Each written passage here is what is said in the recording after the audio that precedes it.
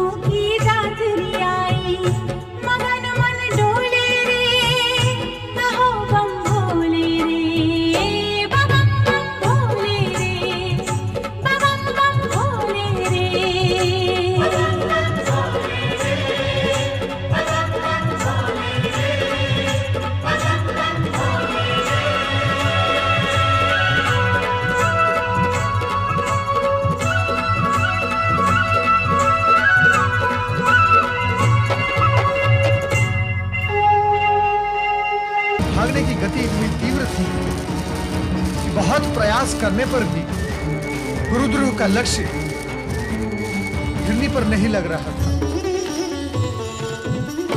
देखते ही देखते हिरनी अदृश्य हो गई और गुरुद्रोह हताश और निराश हो गए।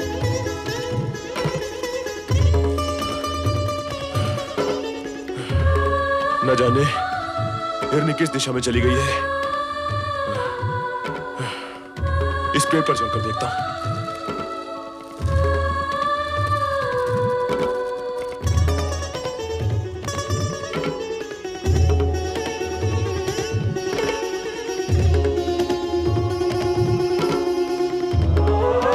क्या करूं?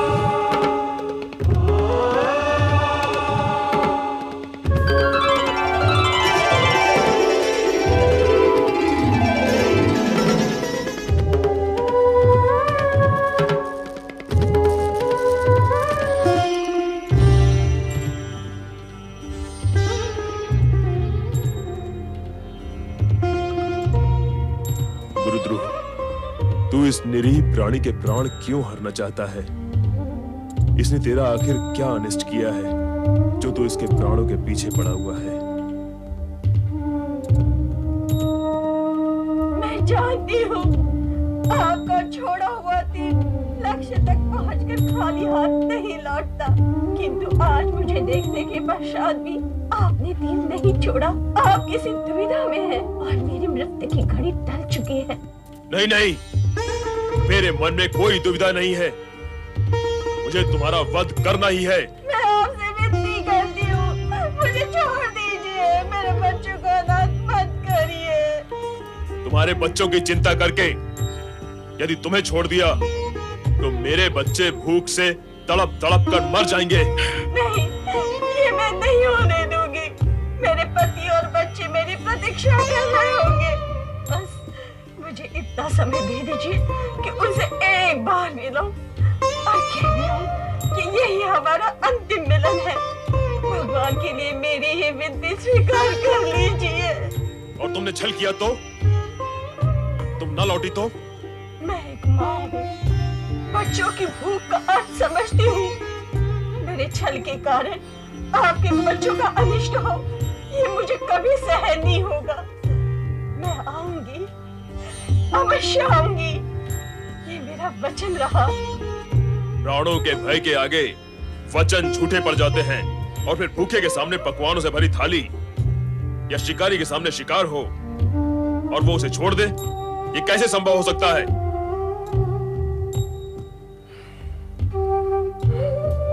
समझ में नहीं आता कि मैं क्या करूं। तुम रो रही हो?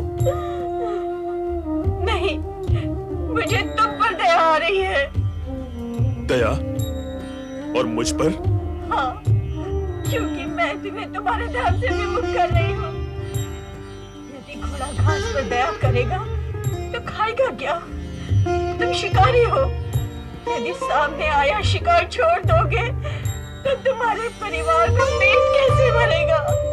तुम तुरंत चली जाओ यहाँ से, अन्यथा स्वभाववश हाथ में पकड़ा ये बाण चल जाएगा और तुम्हारे प्राण पखेरु उड़ जाएंगे। उस दशा में तुम्हारे परिवार वाले, तुम चली जाओ यहाँ से, जाओ। इस दया भाव के लिए बहुत बहुत धन्यवाद। आपने अपना कर्तव्य पूरा किया, अब मैं भी करूंगी। घर में सबसे मिलने के उपरांत यही आकर तुम्हारे सामने खड़ी हो जाऊंगी।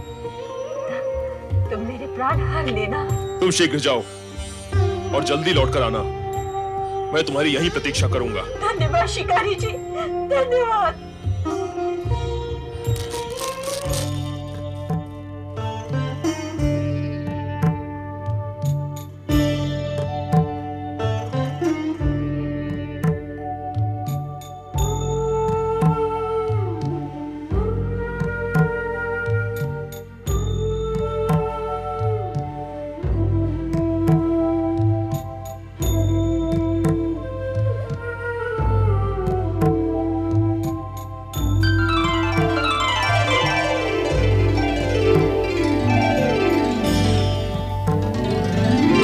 समझ में नहीं आ रहा मैं क्या करूं। ये मेरे मन को क्या हो रहा है?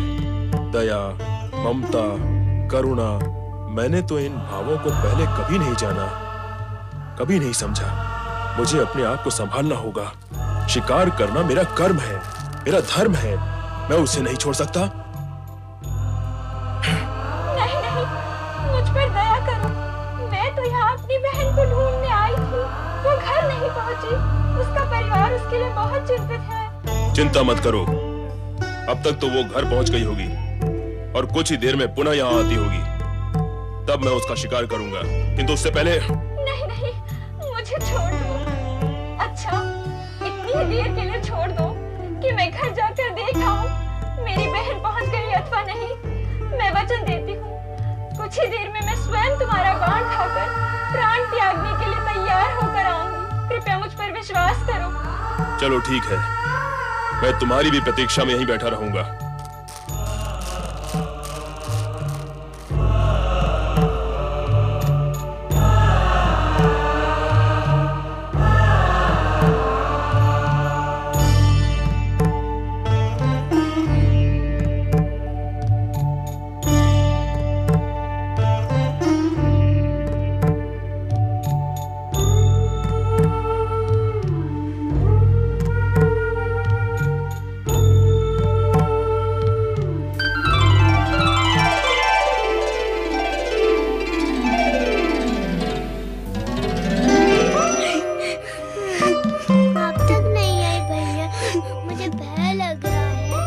पिताजी को ढूंढने गई है, आती ही होगी। बड़ी भूख लगी है। माँ माँ माँ माँ माँ, पिताजी नहीं आए। बेटा, पूरा वन छान मारा, उनका पता कहीं नहीं लगा। मुझे तो शंका है कि कहीं तुम्हारे पिताजी किसी शेर, चीते या भालू का शिकार न बन चुके हो। नहीं माँ, नहीं, ऐसा नहीं।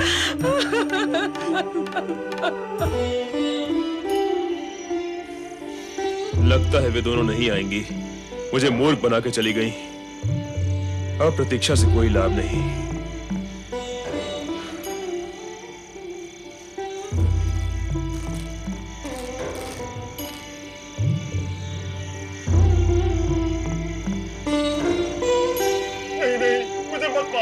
मैं तो यहाँ अपनी पत्नी को ढूंढने आया था।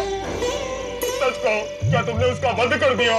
नहीं, वो मुझसे कह कर गई थी कि तुम लोगों से मिलकर लौटेगी, किंतु लौट कर आई नहीं। लगता है अपने वचन से फिर गई है। मैंने सारा दिन उसकी प्रतीक्षा में गंवाया है। मेरे बच्चे भूख से तड़प रहे होंगे, मेरी पत्नी मेरे लिए चिंतित होगी। अब मैं तुम्हें ही अपना लक्ष्य बनाता हूँ। मैं तुम्हें नहीं छोड़ूंगा। मत छोड़ना, किंतु इतनी विनती है, मुझे एक बार अपनी पत्नी से मिलने दे दो, फिर मैं स्वयं तुम्हारे सामने बाण खाने के लिए सहज खड़ा हो जाऊंगा। ठीक है, तुम भी जाओ, किंतु शीघ्र आना, बहुत विलंब हो गया है।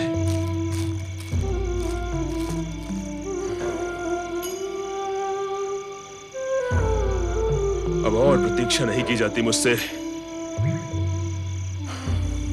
न जाने क्यों मुझे ऐसा लग रहा है वो दोनों हिरनियां और ये हिरन तीनों ही सच बोल रहे थे। तीनों ही अपने वचन के पक्के हैं। वे आएंगे और अवश्य आएंगे। माना वो तीनों ही वचन के पक्के हैं, किंतु तेरा मन, क्या तेरा मन भी उतना ही पक्का है कि तू उन तीनों पर अपने बाण चला सके? क्यों नहीं? क्या आज मैं बाण पहली बार चलाऊंगा? आज तक मैंने कितने ही बाण चलाए और कितने ही पशु पक्षियों को तड़प तड़प कर प्राण त्यागते हुए देखा। शिकार करना मेरा कर्म है और उससे परिवार को पालना भी मेरा धर्म है। सत्य है, किंतु आज न जाने क्यों मेरे अंदर दया और करुणा के स्रोत फूट पड़े हैं। वाह, अगर दया और करुणा के स्रोत इस तरह फूटते रहे, फिर तो तुम अपने परिवार का भरण पोषण कर चुके। मेरी समझ में नहीं आ रहा है आज मैं किस विचित्र से धर्म संकट में फंस गया हूं। प्रत्यंचा खींचते हुए मेरे हाथ क्यों कांप रहे हैं? क्यों? ऐसा क्यों हो रहा है?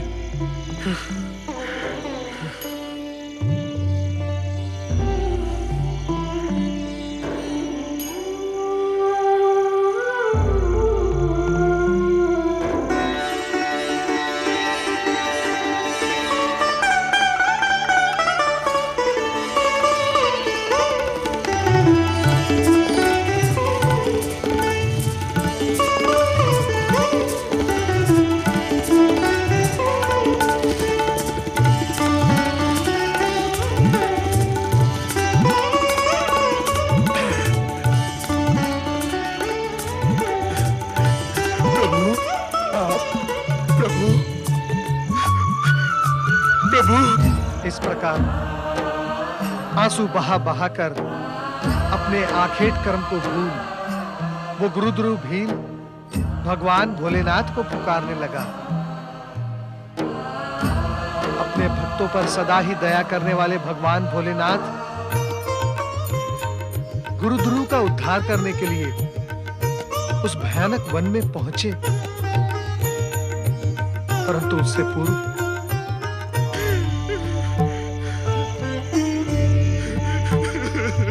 हम अपने वचन के अनुसार यहाँ आ पहुंचे हैं। अब तुम अपना बाण उठाओ और अपने कर्म का पालन करो। ऐसे क्या देख रहे हो? बाण चढ़ाओ। नहीं नहीं, मैं तुम्हें नहीं मारूंगा।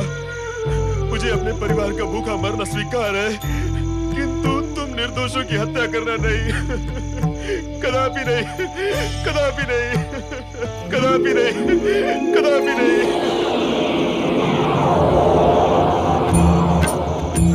भोलेनाथ,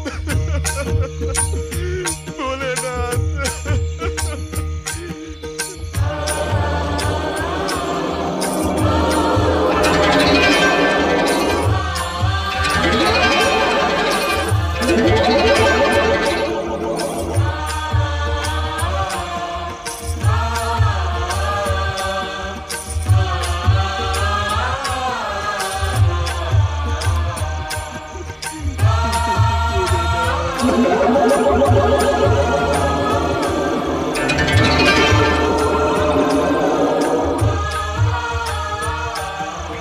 उठो वत्स,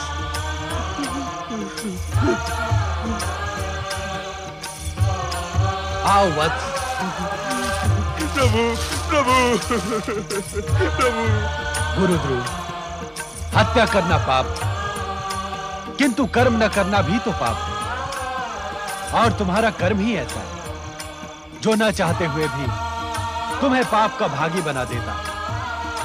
किंतु आज से तुम्हें वो काम नहीं करना पड़ेगा जो तुम्हें पाप और आत्मग्लानि के बोझ तले दबाता जा रहा है। प्रभु, किंतु इतनी कृपा मुझ जैसे दीनहीन व्यक्ति पर क्यों? क्यों प्रभु? आज महाशिवरात्रि है। आज के इस पावन दिन बेलपत्रों से हमारी पूजा करने के पुण्य के फल स्वरूप तुम्हारा ये कायाकल्प हुआ है।